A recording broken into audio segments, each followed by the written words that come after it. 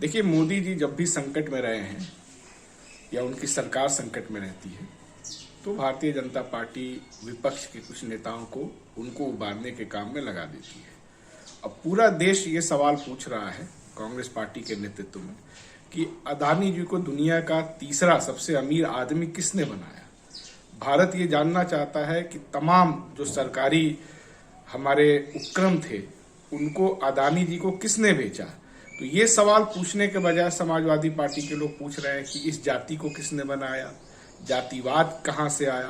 तो ये वो सवाल हैं जिससे भाजपा को कोई दिक्कत नहीं है, इससे भाजपा को फायदा ही है क्योंकि सवाल डाइल्यूट हो जाते हैं।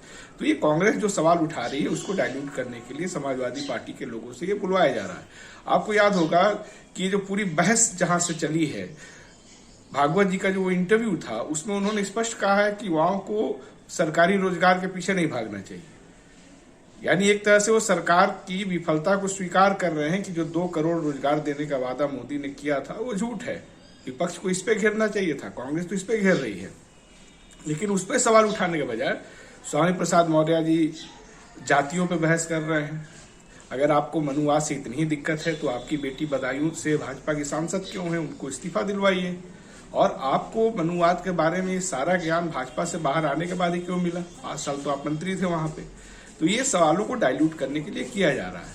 अखिलेश यादव को आज याद आ रहा है कि जब वो मुख्यमंत्री नहीं रहे और जब उन्होंने बगला खाली किया तो उसको गंगा जल से धुलवाया गया। आज उनको अपने शूद्र होने का याद आ रहा है। उनको ये भी बताना चाहिए कि 2012 में जब जनादेश उनके पक्ष में आया था और उनके शपथ लेने के बीच कम से कम 11 जगहों पे दलितों के घरों को क्यों जलवाया गया, वो किस विचारधारा के तहत ऐसा काम किया गया था।